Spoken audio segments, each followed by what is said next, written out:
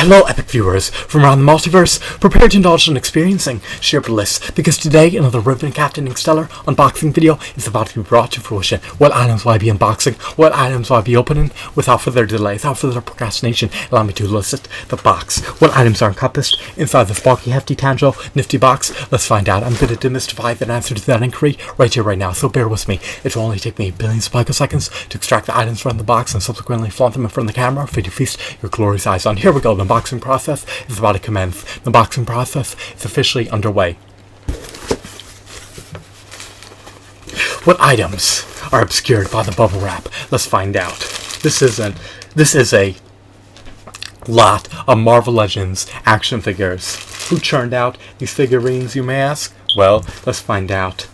So, off the get-go, we have the Ultimate War Machine figurine. Apparently he was produced by Hasbro amid the 21st century. Is he a paradigm of resounding perfection? No, he isn't. Why not? Well, let me just render his flaws transparent. I'm going to render his shortcomings transparent to the whole multiverse. Here we go. Off the get-go, he lacks even a modicum of finger joint articulation. Why is this a salient issue, you may ask? Well, he cannot have fisted hands, nor can he ever grip any accessories nor weapons. So he has open hands, he has apertures between his fingers, and it's just truly unfortunate because it looks awkward. His hands are static. His fingers are static, I should say. His hands can technically be bent like this, but even though they could flap, even though there's a hinge over here, they can't ever be fisted. His fingers cannot be clenched together, so it's just unfortunate. And he's not akin to the Toy Biz War Machine figurine, which trumps his figurine in every facet. He lacks any corresponding accessories.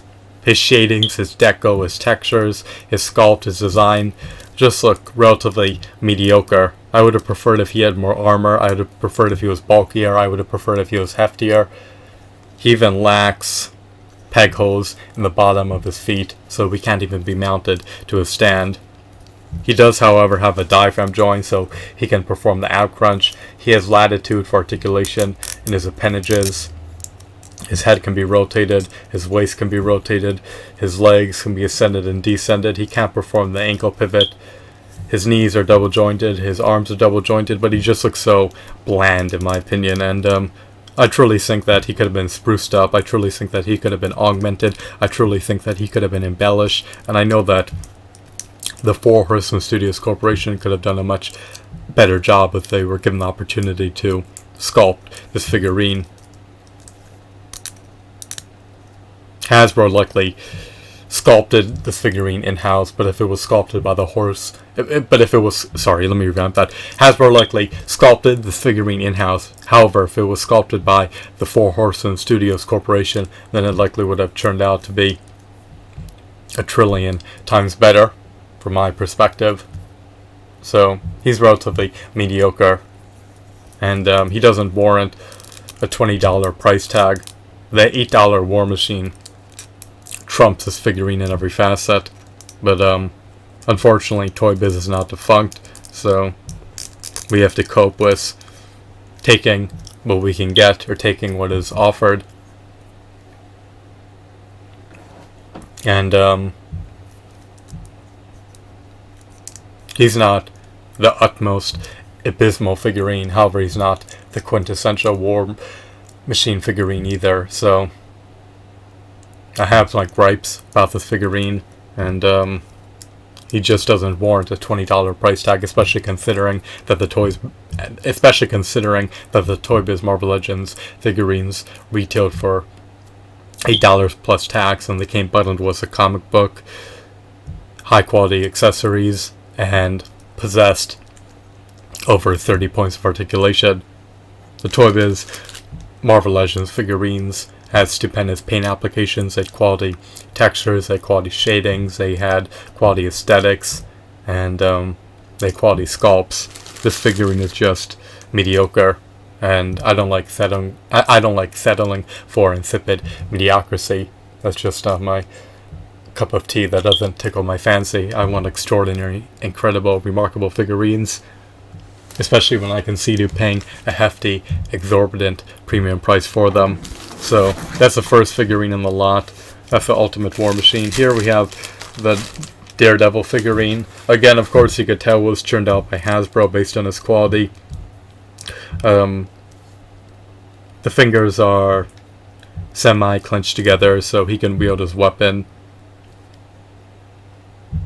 He has one nunchuck, and he has this holster. And, what else? He's just not as stupendous as Toy Biz Marvel Legends Daredevil. Do I love his deco? Do I love his hues? Do I love his design? Do I love his sculpt? Do I love his mold? I mean, they're relatively mediocre. These figurines just feel so bland in stark contrast to the stupendous, novel, high-quality Toy Biz Marvel Legends figurines. Can you imagine? This figurine retails for 250% more than the Toy Biz Marvel Legends figurines originally retailed for, and he has significantly less points of articulation. His sculpt, his paint applications, his details are just not up to par with the Toy Biz Marvel Legends figurines. He feels lean. Oh, he is lean. I should say that. Let me revamp that. He feels flimsy and he is lean, and he only comes with one accessory. He's devoid of finger joint articulation. He's devoid of an ankle pivot. In conjunction with being devoid of finger joint articulation and an ankle pivot, he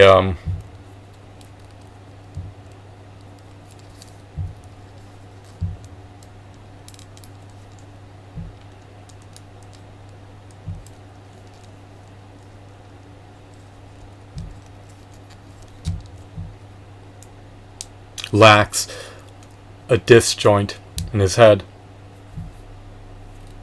I'm trying to pinpoint flaws, so just bear with me. This is an impromptu video, so there's no script. This is raw, uncut, and unedited.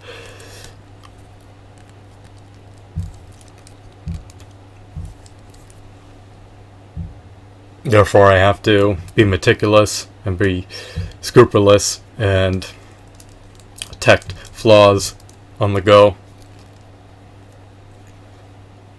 He's relatively flexible.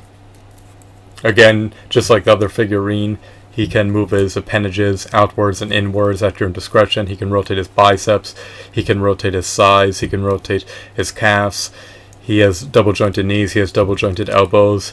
He can't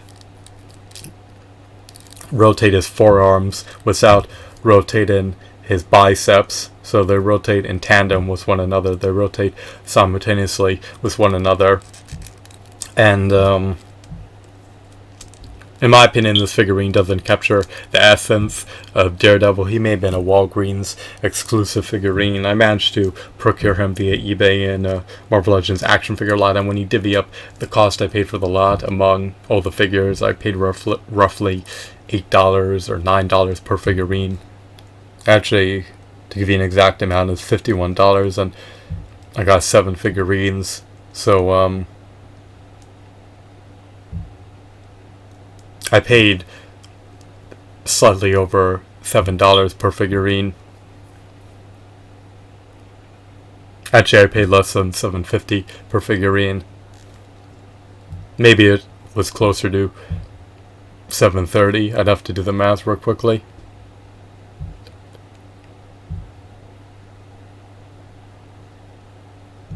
Yeah, it was slightly under $7.30 per figurine. I just wanted to verify that.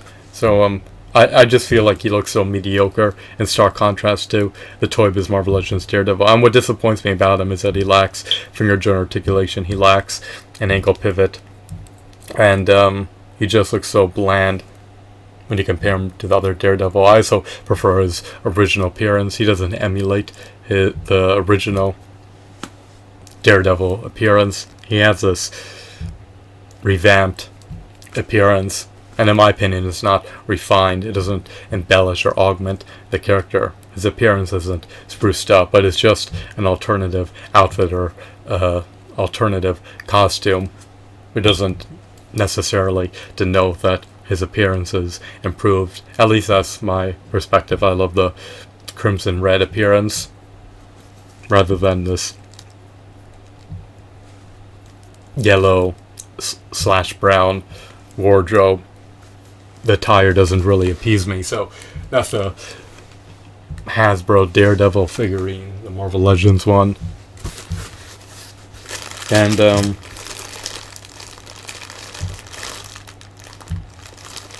before we get to the quintessential figurine of the lot, let me showcase this figurine. So here we have a Spider-Man figurine. This one may be superior Spider-Man. I'm unsure. I'd have to verify that. It's one of the variants of Spider-Man. Now, this figurine doesn't look as abysmal as the other two figurines. Now, is it on par with the Toy Biz Marvel Legends figurine? I don't believe so. I'd always rather have the Toy Biz version or the Toy Biz variant of the character rather than the Hasbro version of the character. But of course, that's my opinion. That's my subjectivity speaking. But yours may be disparate from mine. Perhaps you prefer the Hasbro versions over the Toy Biz versions. But this figurine is not too bad per se. Now, I'm an avid, devout Spider-Man fan, so I have a proclivity to love Spider-Man merchandise. And because I love Spider-Man so much, this figurine's a bit embellished in my mind, so I just wanted to preface that. Now, what I do love about this figure is that he looks epic. I just think that Spider-Man is just such a divine, epic character. Spider-Man is stoic, he's potent in melee combat, he's strategico, he's sagacious, he's arduous to beat in a bout. Now, what I detest about this figurine is that you have his thumbs protruding out of his hands. Look how awkward that looks, especially when you have figurines like this. So, if his fingers were preordained to be static, then the thumbs should never be pointed up or shouldn't be protruding out. They should be tucked in. Look at this figurine of Mongo. You see how the thumbs are tucked in to the fingers that are fully clenched together. Well, Spider-Man is a antithesis of Mongo. For one, he's a superhero, and unlike Mongo, he also has his thumbs pointing out, so it's annoying that they're protruding out. It looks awkward. His fingers are relegated to this pose indefinitely. His fingers are static. They can never be reposed. So it's just unfortunate that the fingers lack even a modicum of finger joint articulation, and it's unfortunate that his thumbs are pointing out. I would have preferred if he had fingers that were fully clenched together, or if they were semi-clenched together. But if they are going to be, well, they are semi-clenched together except the thumbs, so it's just inconsistent, and there should be some more cohesiveness and consistency and coherence, in my opinion. The thumbs shouldn't be protruding out. It just looks out of context. So that's one of my gripes. Let's continue blustering. Oh, perhaps I'm exaggerating. I'm not really blustering.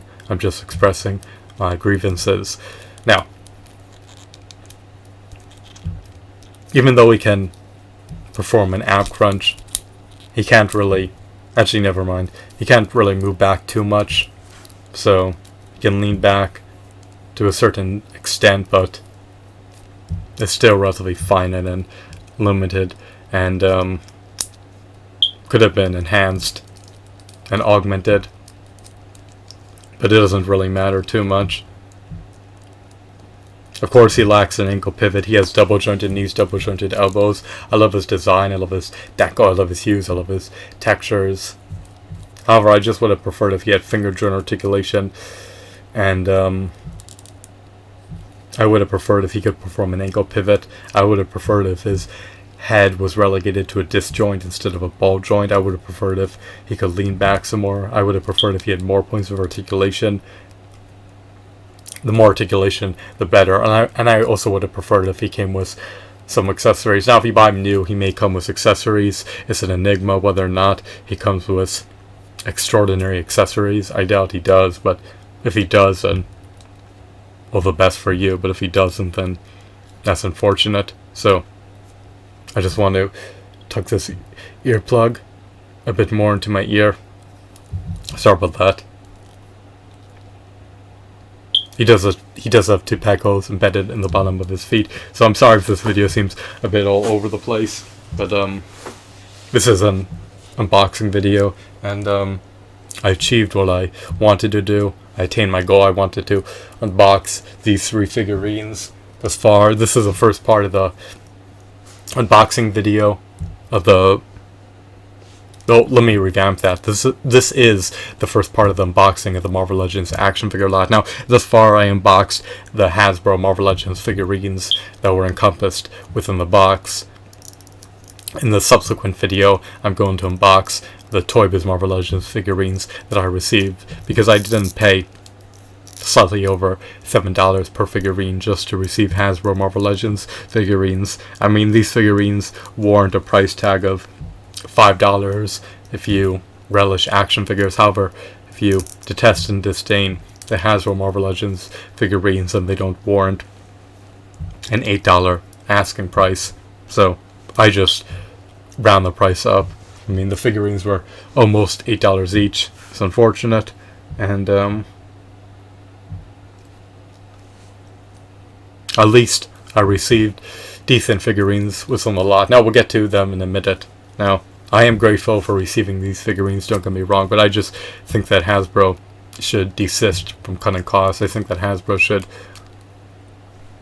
put more time and effort and more money into developing and producing their figurines. The sculpts are just not what I want, but you have to concede to what the market provides if you're not a producer, so it is what it is. I mean, I can't afford to 3D print my own Marvel Legends action figures, and until I can, I need to either forgo buying them or concede to whatever the market provides.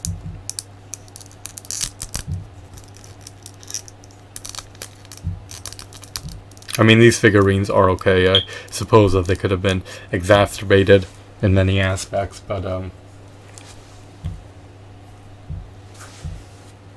it's not the end of the world that they're not paradigms of perfection. So stay tuned for the subsequent video when I unbox the remainder of the lot. I want to take a quick break real briefly, and once I take the short break, then I'll be back to showcase the remainder of the lot in a subsequent video. So this is the first part of the unboxing of the Marvel Legends action figure lot.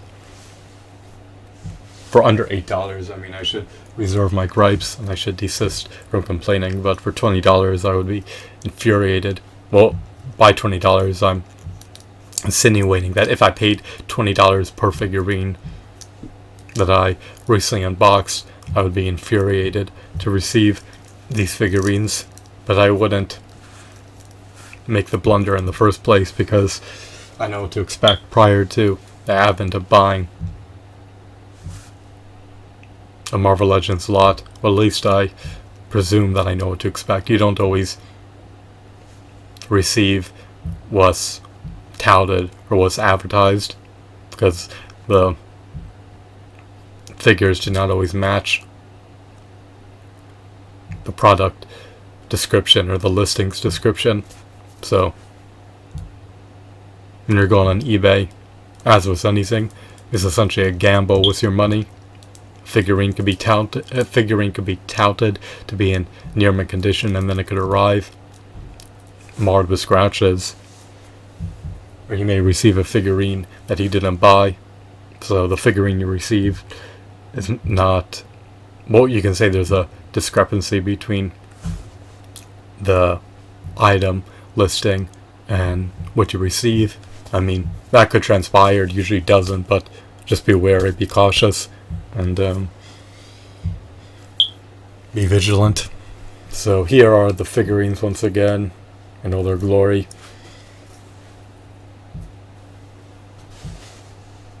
I guess I'll accept these figurines for almost $8 a piece, or slightly under $7.30 each. So that's everything I want to do reveal. I hope that you deemed this video to be intriguing and insightful. Have a wonderful, marvelous day. Goodbye.